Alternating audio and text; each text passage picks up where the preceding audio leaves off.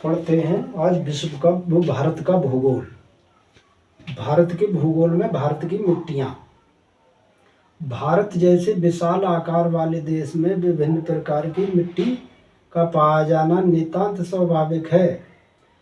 विभिन्न प्रकार की मृदा पाए जाने का मुख्य कारण प्राकृतिक पर्यावरण में विद्यमान विविधता का होना।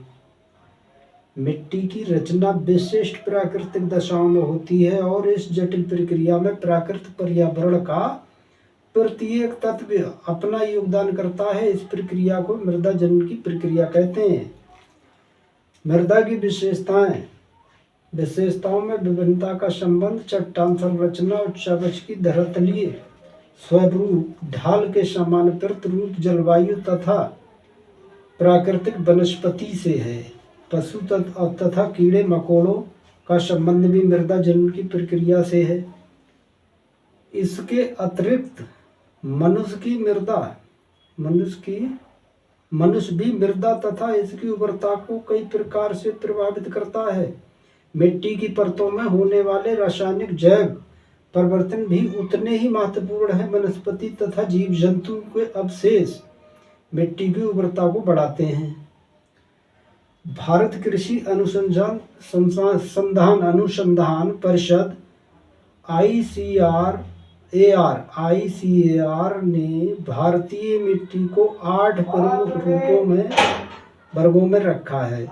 नंबर 1 जलोढ़ मिट्टी, नंबर 2 काली मिट्टी, नंबर 3 लाल मिट्टी, नंबर 4 लेटराइट मिट्टी, नंबर 5 बनों वाली मिट्टी, नंबर 6 मरुस्थलीय मिट्टी, नंबर 7 क्षार युक्त मिट्टी तथा नंबर 8 दलदली मिट्टी।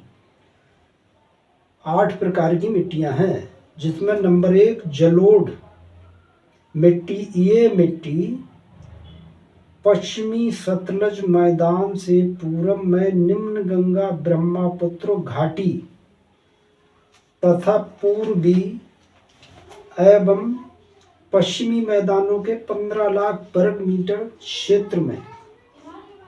वर्ग किलोमीटर के क्षेत्र में पाई जाती है। उत्तरी मैदानों की जलोढ़ मिट्टी हिमालयी नदियों द्वारा लाए गए अवसादों तथा प्राचीन समुद्र द्वारा छोड़ी गई गाद से प्राप्त होती है। इस मिट्टी में नाइट्रोजन की कमी लेकिन पोटाश की अधिकता होती है। नंबर 2 काली या रेगुर मिट्टी।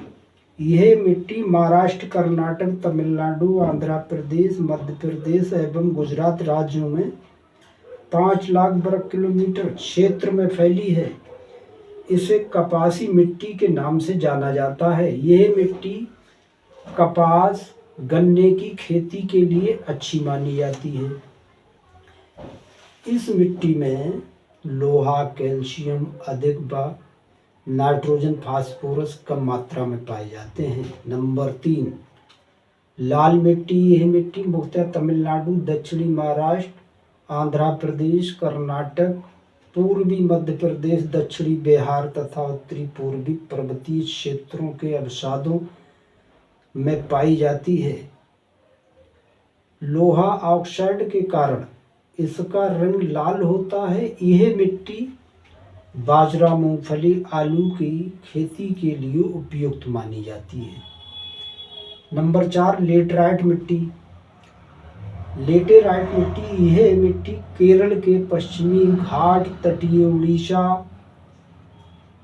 उड़ीसा, पश्चिम बंगाल के भारी वर्षा वाले क्षेत्रों में पाई जाती है। इसका निर्माण चूना सिलिका के निक्षालन से हुआ है। इस मिट्टी की अम्लीयता अधिक है, इस कारण यह कृषि के लिए उपयुक्त नहीं है। नंबर 5 जंगलीय व पर्वतीय मिट्टी।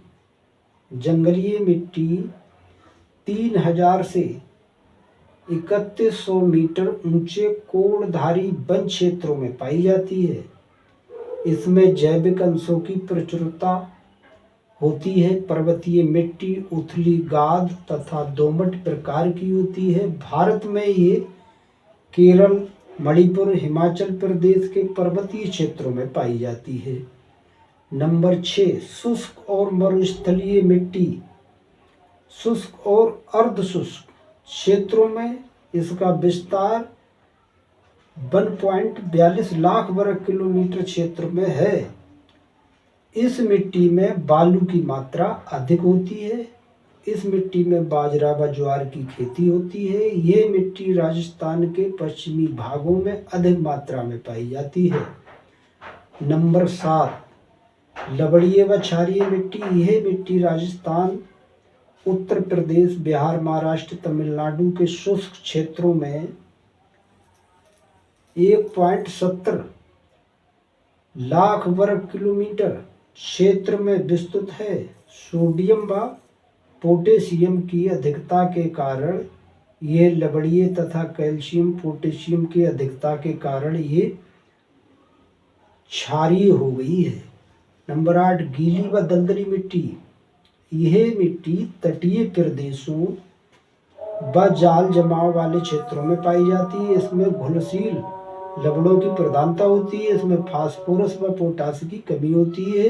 गीली मिट्टी धान की खेती के लिए उपयुक्त है। दलदली मिट्टी कृषि के लिए उपयुक्त नहीं होती।